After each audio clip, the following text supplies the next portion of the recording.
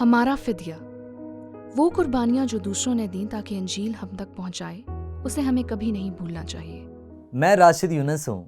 Police رسول کے پاس ایک بہت خاص قسم کی بلاہٹ ہے جسے دکھ کا نام دیا گیا ہے، اور در حقیقت خدا نے پولس کو اس بارے میں اس وقت ہی واضح کر دیا تھا دمشق کی راہ پر تبدیل ہوا تھا، جہاں خدا حنانیہ سے بولا جو کہ دمشق میں تھا، اور جو پولس سے ڈرتا تھا وہ اس کے بارے میں جانتے تھے۔ وہ مسیحیوں کا قاتل تھا، لیکن جو خدا نے حنانیہ کو کہا وہ یہ تھا، مگر خدا نے اس سے کہا کہ تو جا، کیونکہ یہ قوموں، بادشاہوں اور بنی اسرائیل میں میرا نام ظاہر کرنے کا میرا چنا ہوا وسیلہ ہے، اور میں اسے جتا دوں گا کہ اسے میرے نام کی خاطر کس قدر دکھ اٹھانا پڑے گا۔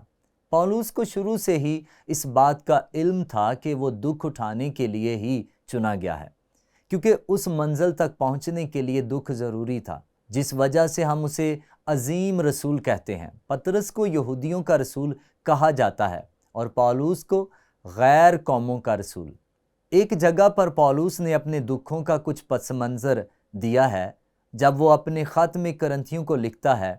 ایک وجہ یہ کہ اس نے یہ اپنے آپ کو بڑا دکھانے کے لیے نہیں کیا، بلکہ اس حقیقت کی وجہ سے کیا کہ وہ ایک رسول ہے جو دکھ اٹھانے کے لیے چنا گیا، کیونکہ وہاں کرنتھس میں کچھ جھوٹے استاد بھی تھے جو پولس کو در حقیقت ایک جھوٹا نبی کہتے تھے، اور وہ کہتے ہیں کہ وہ سچے رسول ہیں، لیکن پولس جھوٹا نبی ہے۔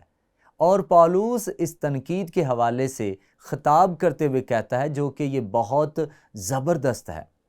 جب آپ اس کے بارے میں سوچتے ہیں، ہر بار جب میں اس کو پڑھتا ہوں تو کبھی کبھی اس بات پر یقین کرنا مشکل ہو جاتا ہے کہ پولس کیسے اذیت سے گزرتا رہا تاکہ انجیل کو ہم تک پہنچائے۔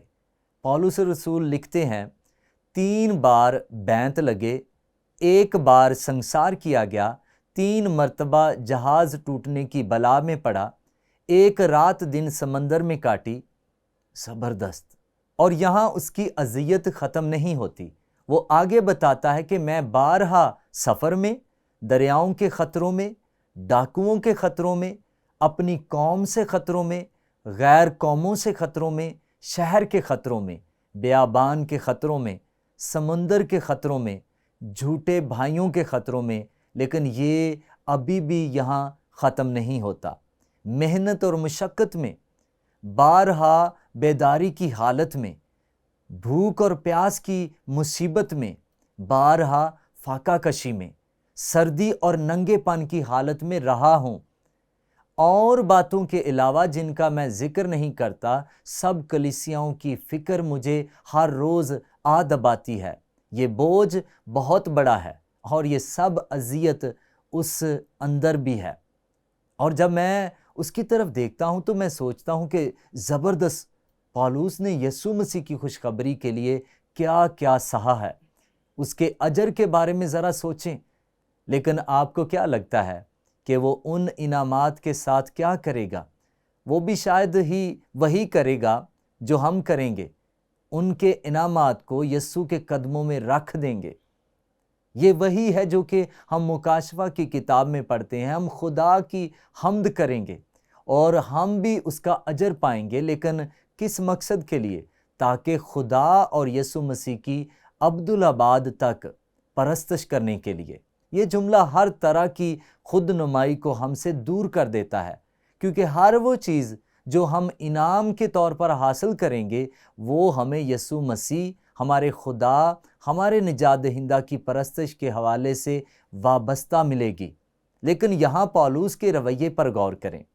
جب وہ کلیسیوں کو یہ لکھتا ہے کہ اب میں ان دکھوں کے سبب سے خوش ہوں جو تمہاری خاطر اٹھاتا ہوں، میں ان باتوں کو پورے طور پر سمجھ نہیں سکتا کہ دکھوں میں خوش ہونا۔ اب میں ان دکھوں کے سبب سے خوش ہوں جو تمہاری خاطر اٹھاتا ہوں، اور مسیح کی مصیبتوں کی کمی اس کے بدن یعنی کلیسیا کی خاطر اپنے جسم میں پوری کیے دیتا ہوں۔ ایک بار پھر پولس یہ نہیں کہہ رہا تھا کہ اس کے دکھ اس کی نجات کا ذریعہ ہے۔ یہ ایک المیہ ہے جب لوگ اس پر یقین رکھتے ہیں۔ میں اور میری بیوی ایک دفعہ دوسرے ملک میں ایک مقام پر گئے جہاں پہاڑ پر بہت بڑا چرچ تھا اور پتھر کی سیڑھیاں اس چرچ تک پہنچتی تھیں۔ لوگ اپنے گھٹنوں پر ان سیڑھیوں سے اوپر جا رہے تھے، ان کے گھٹنے خون سے لت پت تھے، کیونکہ ان کا ایمان تھا کہ ان کی تکلیف کے ذریعے وہ یقیناً ہمیشہ کی زندگی میں داخل ہو جائیں گے۔ لیکن یہ پالوس کی تعلیم نہیں ہے۔ ایک اور دلچسپ بات یہ ہے کہ جب ہم نے اوپر پہنچ کر چرچ میں دیکھا کہ وہاں بہت سے پیر فقیر موجود ہیں جو کہ ان بتوں کی پوجا کر رہے تھے جو وہاں تھے، جن میں مجسمے، بہت سی تصاویر شامل ہیں، اور وہاں کے پادری صاحب التار پر دعا کر رہے تھے اور وہ عشاء ربانی کی تیاری کر رہے تھے۔ اور یہ وہی شخص تھا جو لوگوں کو ہمیشہ کی زندگی کے لیے درکار تکلیفوں کے بارے میں بتا رہا تھا جو انہیں سہنی تھی۔ یہ وہ نہیں ہے جو پالوس کہتا ہے۔ ہر وہ دکھ جو ہم پاتے ہیں وہ اس لیے ہے کیونکہ ہم یسوع مسیح کی خدمت کے لیے بلائے گئے ہیں۔ غور کریں کہ پالوس کلوسیوں پہلے باب میں اس کی 25ویں آیت میں کہتا ہے، میں اس کا ایلچی ہوں۔ یہ ہے مسیح کی کلیسیا۔ ہم کلیسیا ہیں جس کا میں خدا کے اس انتظام کے مطابق خادم بنا جو تمہارے واسطے میرے سپرد ہوا، تاکہ میں خدا کے کلام کی پوری منادی کروں۔ وہ یہ کہتا ہے کہ یہودی اور غیر قوم کے ایماندار دونوں مسیح میں ایک ہیں۔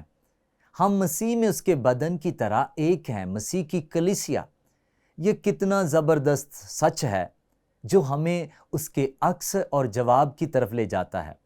اگرچہ زیادہ تر مسیحیوں کو اس طرح کی تکالیف برداشت کرنے کے لیے نہیں کہا جاتا جس کا پالوس نے تجربہ کیا تھا، اور میں یہ ضرور کہنا چاہوں گا کہ میں بہت شکر گزار ہوں، لیکن اس کے رویے کو جو پالوس کا رویہ ہے ہم سب پر کیسا اثر ڈالنا چاہیے جو خداوند یسوع مسیح کے شاگرد ہونے کا دعویٰ کرتے ہیں۔ جب میں اس کے بارے میں سوچتا ہوں تو صرف یہ سوچتا ہوں کہ میں کیسے ان سب کا شکر ادا کروں جنہوں نے دکھ سہا تاکہ سچائی مجھ تک پہنچ سکے۔ مجھے اس کا اختتام پالوس کے ان الفاظ کو بیان کرنے سے کرنے دیں جو اس نے کلوسیوں کی کلیسیا کو لکھے۔ یہ واقعی بہت طاقتور الفاظ ہیں۔ 27ویں آیت سے آغاز میں جن پر خدا نے ظاہر کرنا چاہا کہ غیر قوموں میں اس کے بھید کی جلال کی دولت کیسی کچھ ہے، وہ یہ ہے کہ مسیح جو جلال کی امید ہے تم میں رہتا ہے، اور اسی لیے میں اس کی اس قوت کے موافق جان فشانی سے محنت کرتا ہوں جو مجھ میں زور سے اثر کرتی ہے۔ اور پالوس دوسرے باب میں بھی اپنے الفاظ کو جاری رکھتے ہوئے کہتا ہے، میں چاہتا ہوں تم جان لو کہ تمہارے اور لودیکیا والوں اور ان سب کے لیے جنہوں نے میری جسمانی صورت نہیں دیکھی کیا ہی جان فشانی کرتا ہوں، تاکہ ان کے دلوں کو تسلی ہو اور وہ محبت سے آپس میں گٹھے رہیں، پوری سمجھ کی تمام دولت کو حاصل کریں اور خدا کے بھید یعنی مسیح کو پہچانیں جس میں حکمت اور معرفت کے سب خزانے پوشیدہ ہیں۔ خداوند تیرا شکر پالوس رسول کے لیے، پطرس رسول کے لیے اور ان سبوں کے لیے جنہوں نے دکھ سہا کہ ہم تک مسیح یسوع کی انجیل کی منادی ہو سکے، اور ہم سب کہیں گے آمین۔